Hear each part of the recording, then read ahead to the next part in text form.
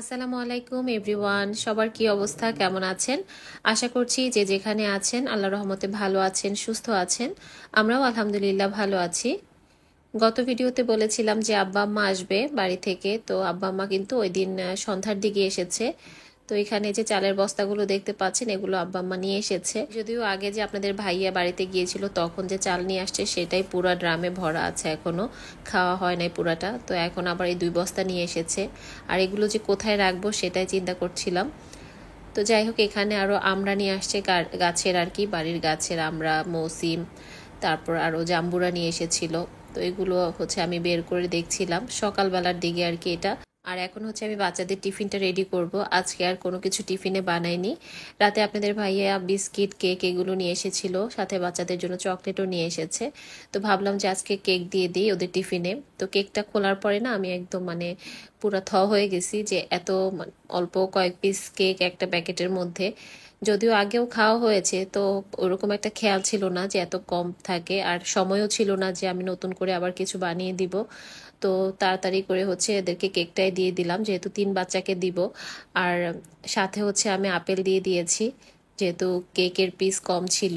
শর্টকাটে কাজ সারতে গেলে ঝামেলা তো বাঁধবেই। তো বাচ্চাদেরকে বললাম যে আজকে এটা দিয়ে হচ্ছে তোমরা টিফিনটা সেরে নিও। তো যাই হোক, বাচ্চারা আর তেমন কিছু বলেনি। তো এদিকে হচ্ছে আমি টিফিনটা রেডি করছি। মা তো সকালবেলায় উঠে গেছে, মা ফজরের নামাজ পড়ে আর ঘুমায় না, রুমে দেখতেছি যে হাঁটাহাঁটি করে। তো মাকে জিজ্ঞেস করলাম যে চা খাবে কিনা।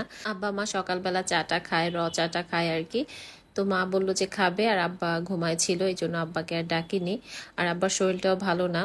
তো আব্বা তো ডাক্তার দেখাতে এসেছে, আর যদি আব্বা আম্মার ডাক্তার না দেখাতে হতো তারা মনে হয় জীবনও ঢাকায় আসতো না। ঢাকায় যেদিন আসছে রাতের বেলা, পারলে ওই দিনই তারা ডাক্তার দেখিয়ে ওই দিন রাতের বেলায় আবার বাড়িতে চলে যায়, এরকম একটা অবস্থা। ঢাকায় আনা আর তাদেরকে ঢাকায় রাখা হচ্ছে অনেক বড় কঠিন কাজ। তারা হচ্ছে গ্রামেই ভালো থাকে। মানে ঢাকায় আসলে যতটুকু অসুস্থ থাকে তার থেকে আরো বেশি অসুস্থ হয়ে যায়, আটকানো থাকে যে, এই জন্য। আর গ্রামে তো খোলা পরিবেশ, একদম পুরো খোলামেলা উঠান, ওখানে ঘুরতে ফিরতে পারে। তো এই জন্য কিন্তু ওনারা ঢাকায় আসলে খুব একটা ভালো থাকে না। তো যাই হোক, এদিক থেকে হচ্ছে আমি মার জন্য চা বানিয়ে নিয়েছি। আব্বা ঘুমাচ্ছিল, এই জন্য আব্বাকে আর চা দিইনি। মা আবার চায়ের সাথে মুড়ি খায়, বিস্কিটও খায় না। তো মুড়ি তো একদমই বাসায় ছিল না, আমার খেয়ালও ছিল না যে মা আসতেছে বা মুড়ি আনতে হবে। তো খই ছিল, তো মাকে বললাম যে খই দিব কিনা, তো মা বললো যে ঠিক আছে খই দাও। তো এদিকে হচ্ছে আব্বার জন্য একটু জাউ ভাত রান্না করছি। তো আব্বা গতকাল রাতে যখন এসেছে, তো তখন কিন্তু বাসায় আমি যেভাবে ভাত রান্না করি ওভাবেই রান্না করেছি। তো আব্বা যে নরম ভাত খায় সেটা আমার মাথায় ছিল না, আমি তো রান্নাই করে ফেলেছিলাম। তো আব্বাকে ভাত দেওয়ার পরে আব্বা খুব একটা বেশি খায়নি রাতের বেলা। তো এই জন্য সকালে মা বললো যে একটু জাউ ভাত করে দাও। তো জাউ ভাতটা প্রেশার কুকারে বসিয়ে দিয়েছি পোলাও চাল দিয়ে। আর এখানে হচ্ছে আমি নরম করে সেদ্ধ আটা রুটি করে নিয়েছি। তো যাই হোক, সকালে নাস্তার পর্ব শেষ করেই আমি দুপুরের জন্য আর কি যা যা রান্না করব বসিয়ে দিয়েছি। তো মৌসিম এনেছিল, ওইটা এখন ভর্তা করব। তো এটা আমি চিংড়ি মাছ দিয়ে একটু লবণ দিয়ে আর কি সেদ্ধ বসিয়ে দিয়েছি। আর বাইরে তো বেশ রোদ উঠেছে। আদিয়ান এখানে দেখতে পাচ্ছেন যে মোবাইল দেখতেছে, গেমস খেলতেছে। সে হচ্ছে এখন মানুষ দেখলে না খুব বেশি এত জ্বালাতন করে, কোনোভাবেই তাকে আর কি দুষ্টামি থেকে রাখা যায় না। তো আমি রান্না করতেছি, আমার রান্নাঘরে যে আমার সাথে পুরা চেঁচামেচি শুরু করছে। তো পরে বললাম যে তুমি একটু মোবাইল দেখো, আমি কাজ করি নেই। তো এদিকে হচ্ছে আমি একটু জিরা শুকাতে দিয়েছি, বারান্দায় ভালো রোদ পড়েছে। তো জিরাগুলো ধুয়ে তারপর একটু শুকাতে দিলাম আর কি।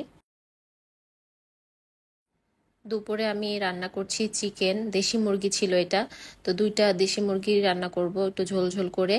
আর আব্বা তো মাংস খায়নি, এক পিসও মাংস খায়নি, আব্বাকে খাওয়াতে পারিনি। শুধু ভর্তা আর সবজি রান্না করেছিলাম, মূলা চিংড়ি মাছ দিয়ে ভাজি করেছিলাম, আর কচুরমুখী রান্না করেছিলাম, ওইটা দিয়ে আব্বা খেয়েছে। তো এখানে হচ্ছে আমি মৌসিম আর চিংড়ি মাছ, পেঁয়াজ, রসুন, কাঁচামরিচ এগুলো একসাথে মানে একটু টেলে নিয়েছি তেলে। তো এখন হচ্ছে পাটায় বেটে নিব। এই ভর্তাটা অনেক বেশি মজা ছিল। যারা এই মুহূর্তে ভিডিওটি দেখা শুরু করেছেন বা যারা এখনো দেখছেন ভিডিওটি, তাদের কাছে রিকোয়েস্ট থাকবে আমার ভিডিওটি ভালো লাগলে প্লিজ একটা লাইক দিতে ভুলবেন না ভিডিওতে। আপনার একটা লাইক কিন্তু আমার এই ভিডিওটাকে আরো অনেকের কাছে পৌঁছে দিবে।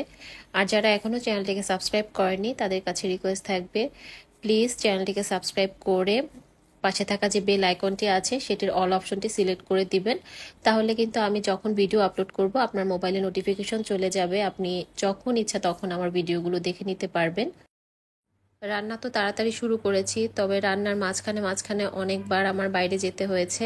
সকালে তো 12টার দিকে একবার আলবিনাকে আনতে গিয়েছি, তারপর আবার বড় ছেলেকে আনতে যেতে হবে। তো এতে কিন্তু রান্না বান্নার মানে ব্যাঘাত তো ঘটেই। আবার বাসায় যখন কোনো গেস্ট আসে তখনও দেখা যায় যে রান্না বান্না একটা হযবরল লেগে যায়, কাজকর্মে আর কি একদম তাড়াহুড়ো লেগে যায়। আর আব্বা হচ্ছে সবসময় জোহরের নামাজ পড়েই ভাত খায়, এই জন্য আমি খুব তাড়াতাড়ি করে রান্নাগুলো শেষ করছিলাম। তো এখানে চিংড়ি মাছ দিয়ে মূলা তরকারিটা বসিয়ে দিয়েছি, আর পাশের চুলায় হচ্ছে কচুরমুখী রান্না করব।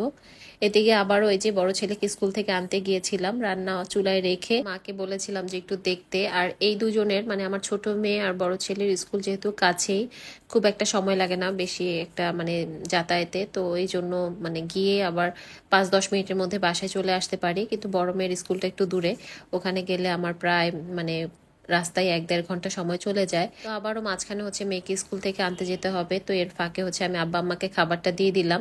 তো আব্বাকে যেটাই দিচ্ছি সেটাই সে হচ্ছে না না করতেছে। জোর করেও আমি আব্বাকে 1 পিস মুরগির মাংস খাওয়াতে পারিনি, মাও দিচ্ছিল তবে আব্বা 1 পিসও খাবে না। তো যাই হোক, আমি হচ্ছে মেয়েকে স্কুলে আনতে গিয়েছিলাম, এর মাঝখানে আমাকে ফোন দিয়েছে আমার হাজবেন্ড যে বাসায় লোক এসেছে কিচেন হুড পরিষ্কার করার জন্য। আসলে আমি আরো প্রায় 1 সপ্তাহ আগে আর কি কিচেন হুড পরিষ্কার করার জন্য লোক মানে ঠিক করেছিলাম। তো ওনারা আসতে পারেনি ওনাদের কোনো একটা ঝামেলার কারণে, তো আজকে এসেছে। তো তখন আমি বাইরে, তো যেহেতু আব্বা আম্মা বাসায় ছিল তো বললাম যে ঠিক আছে, যে পরিষ্কার করতে শুরু করুক, আমি এর মধ্যে চলে আসব। তো ওনারা বাসায় এসে কিন্তু কাজ শুরু করে দিয়েছিল, আমি এসে দেখি অর্ধেক কাজ কমপ্লিট হয়ে গেছে। তো পরে যে আমাকে সবকিছু দেখিয়ে দিল যে পরিষ্কার হয়েছে কিনা দেখেন। তো আমি দেখলাম যে আমার কিচেন চিমনিটা একদম কেমন যেন সাদাটে হয়ে গেছে ভিতরের দিকে। তো ওনাদের জিজ্ঞেস করার পর বললো যে একটু মেডিসিন দিয়েছে, এই কারণে নাকি ভাবে হয়েছে, আস্তে আস্তে ঠিক হয়ে যাবে। তো আমি দেখলাম আমার যে নিচে কিচেনের স্টিকারটা আছে, কিচেন লেখা, ওই স্টিকারটাও মানে একদম পুরো কয়েক জায়গায় সাদা হয়ে গেছে। আপনারা দেখতে পাবেন, আমি দেখাচ্ছি একটু পরেই। তো এমন কি যে একটা দিয়েছে, কোন মেডিসিন দিয়েছে, এই যে দেখেন এই যে লেখাগুলোর মাঝখানে মাঝখানে এভাবে সাদা হয়ে গেছে। আসলে কিচেন হুডটা পরিষ্কার করা একদম দরকার ছিল, ভিতরের তো আর খুলে পরিষ্কার করা সম্ভব না আমাদের দ্বারা। তো ওইটা মানে এত বেশি তেল কাজটা হয়ে গিয়েছিল যে মানে শব্দ করতো, খুব চালু করলে মানে খুব বেশি জোরে সাউন্ড করতো, এই জন্য লোক আনিয়ে পরিষ্কার করলাম। তো যাই হোক, ভিতরের দিকে দেখলাম ভালোভাবেই পরিষ্কার করেছে। তো এখানে দেখতে পাচ্ছেন যে সন্ধ্যার দিকে কেক এনেছি। তো আপনারা ভাবতে পারেন হয়তো বা আগারগাঁয়ে গিয়ে কেক নিয়ে এসেছি, ভাইরাল কেক। আসলে না, এতটাও পাগল হইনি যে কেক খেতে আগারগাঁয়ে যাব। তো এই কেকগুলো হচ্ছে উত্তরাতেই রাস্তায় দেখলাম একজন আপু সেল করছে। আপু বললো আর কি যেগুলো হোমমেড কেক, তো নিয়ে দেখেন, খেয়ে দেখেন আর কি। তো আমি হচ্ছে 2 পিস 2টা ফ্লেভারের আনলাম, একটা ছিল বাটারস্কচ আর একটা চকলেট কেক। তো টেস্ট ওয়াইজ আমার কাছে মোটামুটি লেগেছে, ক্রিমের পরিমাণটা বেশি ছিল। তো আমি অল্প একটু টেস্ট করে দেখেছি, পুরোটা পরে বাচ্চাদেরকে দিয়ে দিয়েছিলাম। তো যাই হোক, এটা ছিল পরদিন সকালবেলা, সকাল বলতে 11টা-12টার মতো বাজে। আব্বা আম্মা সকালে নাস্তা করেই চলে গেছে আমার ছোট দেবরের বাসায়। তো আমি আলভিনাকে স্কুলে আনতে গিয়েছিলাম। আর এই আরএফএলটা হচ্ছে স্কুলে আসা যাওয়ার পথেই দেখি, আর মাঝে মাঝে ঢোকা হয়। তো দেখি নতুন নতুন কি আছে। আরএফএলে তো আসলে কালেকশনের অভাব নেই, অনেক ভ্যারাইটি আছে, ওনাদের কালেকশন আছে। তো আমি হচ্ছে ভাইরাল যে প্লেটটা আছে এটার জন্য 2-1বার গিয়েছিলাম, পাইনি। তো আজকে যেয়ে দেখলাম যে বেশ কয়েক পিসেস আছে, তো আমি একটা নিয়ে এসেছি। যেহেতু এগুলো মেলামাইনের, মেলামাইনটা আমার খুব একটা বেশি আমি প্রেফার করি না, তারপরও মানে ভালো লেগেছে। সবাই একদম ভাইরাল একটা জিনিস সবার কাছে আছে, আর প্রিন্টটাও কিন্তু অনেক বেশি সুন্দর, এই জন্য আমি একটা নিয়ে এসেছি। আর এখানে 2টা মেলামাইনের সার্ভিং ডিশ দেখতে পাচ্ছেন, এগুলো দেখতে মনে হচ্ছে কাচের, তবে এগুলো হচ্ছে মেলামাইনের, কিন্তু দেখতে বেশ কিউট। তো কালার 2টাও আমার কাছে বেশ ভালো লেগেছে, তো এই জন্য 2টা নিয়ে আসলাম। আর এইটা হচ্ছে বাস্কেট, এইগুলো হচ্ছে মাল্টি পারপাস কাজে ইউজ করা যায়, ফ্রুটস ট্রুটস ওয়াশ করে রাখা যায়, ডিম ওয়াশ করে রাখা যায়। তো এই জন্য আমি এটা নিয়ে এসেছি, আর প্রাইসগুলো তো দেখিয়ে দিচ্ছি আমি সবগুলোর। আরএফএল বেস্ট বাই এমন একটা জায়গা যেখানে গেলে আপনি কিছু না কিছু নিয়ে আসবেনই। তো মানে যখনই যাই তখনই 2-1টা জিনিস তো আনতেই হয়। তো এখানে একটা চিকন টাইপের ব্রাশ এনেছি, এটা অনেক জিনিস আছে যেগুলোতে আমরা হাত দিতে পারি না, হাত ঢোকে না। তো এই ব্রাশটা দিয়ে খুব সুন্দরভাবে ক্লিন করা যাবে, ফার্নিচার ব্রাশ বলতে পারেন। তো এই ব্রাশটার প্রাইস নিয়েছিল 235 টাকা। তো এই ব্রাশটাও কিন্তু বেশ কাজের। তো যাই হোক, এই যে টুকটাক কিছু শপিং শেয়ার করলাম। আর আমি যেমন শপিং দেখতে পছন্দ করি, আপুরা যখন শপিং ব্লগগুলো দেয় খুব মানে আগ্রহ নিয়ে দেখি। আর আমার আপুরাও কিন্তু শপিং ব্লগগুলো অনেক পছন্দ করেন। তো এই যে সামান্য কিছু শপিং আপনাদের সাথে শেয়ার করলাম। তো এখানে আমি দুপুরে রান্নাবান্না করছি। আজকে আলু দিয়ে ডিম দিয়ে রান্না করছি, আর ফুলকপি শিম দিয়ে রুই মাছ দিয়ে রান্না করছি। তো রান্না করতে করতে আমার কিছু প্রিয় আপুর কমেন্ট পড়ে নেই। আমার গত ভিডিওতে আফিয়া খান আইডি থেকে আপু কমেন্ট করেছেন, অনেক অনেক বেশি খুশি হয়েছে আপু, ভিডিওটা অনেক বড় দিয়েছেন, খুব ভালো লাগলো। কাল রাতে দেখতে পাইনি, কারেন্ট ছিল না, তার জন্য আজকে সকালে দেখে নিলাম। এরকম বড় ভিডিও দেখতে চাই আপু। ভালো থাকবেন আপু, সুস্থ থাকবেন। আফিয়া খান আপু, আপনাকে অসংখ্য ধন্যবাদ এত সুন্দর একটা কমেন্ট করার জন্য। আপনার জন্য আমার তরফ থেকে অনেক অনেক দোয়া এবং ভালোবাসা রইল। তো এদিকে কিন্তু আমার রান্না বান্না মোটামুটি কমপ্লিট, আর আমি হচ্ছে এখন বিছানা চাদরটা চেঞ্জ করে দিচ্ছি। ওয়াশিং মেশিন তো নষ্ট হয়েছে, প্রায় 1 মাস হয়ে গেছে। সব কাপড় চোপড় এখন আমি ওয়াশ করতেছি। তো এই জন্য কিন্তু আমার অনেক বেশি মানে কাপড় চোপড় ওয়াশ করতেও অনেক বেশি সময় চলে যাচ্ছে। যেহেতু আমার ব্যাক পেন আছে, বসে আমি কাপড় ওয়াশ করতে পারি না, তারপরও করছি। খালাদের দিয়ে ওয়াশ করার থেকে আমার কাছে মনে হয় নিজে ওয়াশ করলে সেটাই ভালো হবে। তো এই জন্য আমি নিজেই ওয়াশ করি। তো এই চাদর টাদর যেদিন ওয়াশ করি সেদিন আমার অনেক বেশি কষ্ট হয়ে যায়, প্রচুর ব্যাক পেন হয়। যদিও আমার একটা সিজার, তাতেই আমার এত পরিমাণ ব্যাক পেন হয়। আর যেসব বাবুদের 3টা 4টা মানে সিজার হয়েছে, তাদের কি অবস্থা আল্লাহই ভালো জানে। সব মায়েদের আল্লাহ তাআলা ভালো রাখুক, সুস্থ রাখুক। মানে একটা মা হওয়া যে কত কষ্টের, আর সারা জীবন কিন্তু এই কষ্টটা ভোগ করতে হয় মেয়েদেরকে। তো এই যে আমি কিন্তু ফার্নিচার যে ব্রাশটা এনেছিলাম ওইটা দিয়ে এই যে ফুলগুলো কিন্তু খুবই সুন্দরভাবে ক্লিন করা যাচ্ছে, মানে একদম ধুলা টুলা ক্লিন হয়ে যাচ্ছে। খুবই কাজের একটা জিনিস। এটার একটা বড় সাইজেরও আছে, তো বড় সাইজেরটাও আমি একটা আনবো। মানে এটা খুবই ভালো একটা কাজে দেয়। আমার গত ভিডিওতে এমএন ব্লগ থেকে নাসরিন আপু কমেন্ট করেছিলেন, তোমাকে দেখলে কাজে খুব এনার্জি পাই গো আপু, মাশাল্লাহ। ছোট ছোট বাচ্চা নিয়ে কত সুন্দর সংসারটা গুছিয়ে রাখো। দোয়া রইলো আপু, সুস্থ থেকো, ভালো থেকো।